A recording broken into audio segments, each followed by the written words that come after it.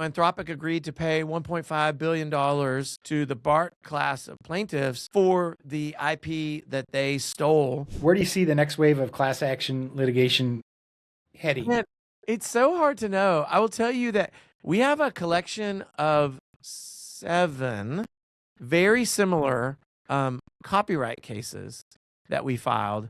And so it's funny because these cases, they have statutory damages, and the amounts at issue are literally in the hundreds of billions of dollars based on the size of the violation. But Wow. these are almost identical cases that we have filed against Nvidia, Meta, Snap, ByteDance, Runway, OpenAI, and Amazon.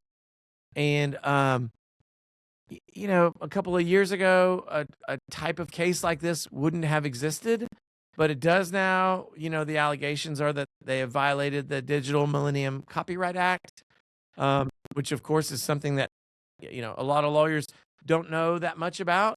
But the AI is kind of changing a lot about the world and about business and inside of legal.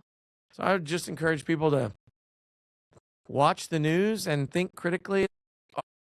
Are there legal violations that are happening based on what I'm seeing? And are there people that I can help because of these violations? That's kind of what our strategy has. So tell me, the Digital Millennial Copyright Act, I've heard of it.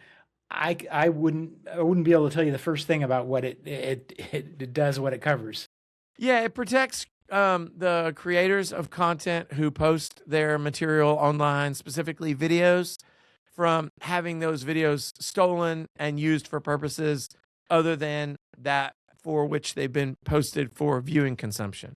So the nature of these 7 cases is that the companies pulled the videos down to train their AI chips off of them, and or their AI models. Yeah, it's actually pretty straightforward. It's just something that people like you and me probably don't think about very much.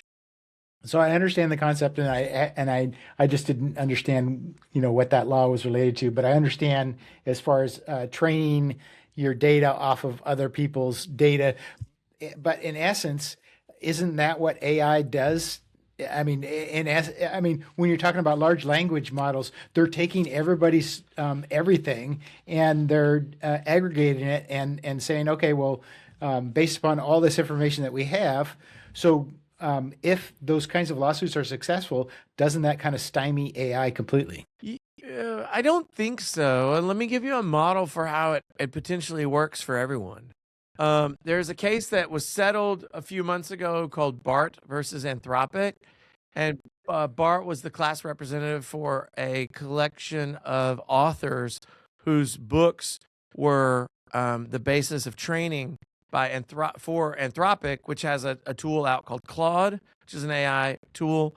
And Anthropic agreed to pay $1.5 billion to the BART class of plaintiffs for the IP that they stole from the class. I'm sure they don't call it stealing in the settlement, but they ingested all these books, and then after the fact, they agreed to pay for the use of it. So this is interesting. I use Claude a lot. I think it's probably one of the better. I use Claude every day.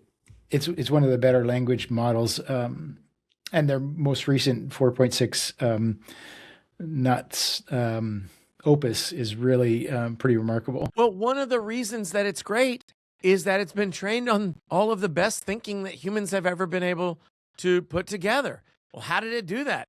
It scraped together that material without paying the authors for it.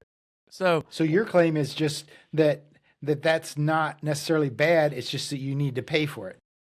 Well, it is if our theory is right, it's a violation of the statute. Now, whether it's morally bad or not is probably a different analysis.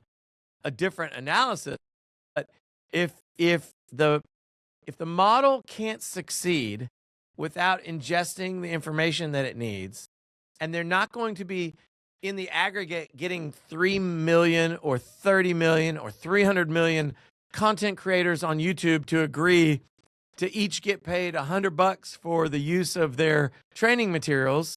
They can't get permission. Well, then maybe they can just steal it and after the fact get forgiveness, which is what we would call a settlement.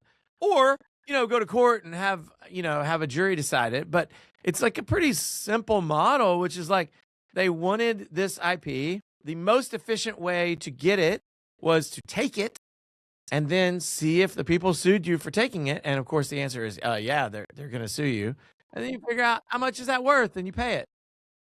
Now, Nvidia has a market cap of like somewhere near $4 trillion.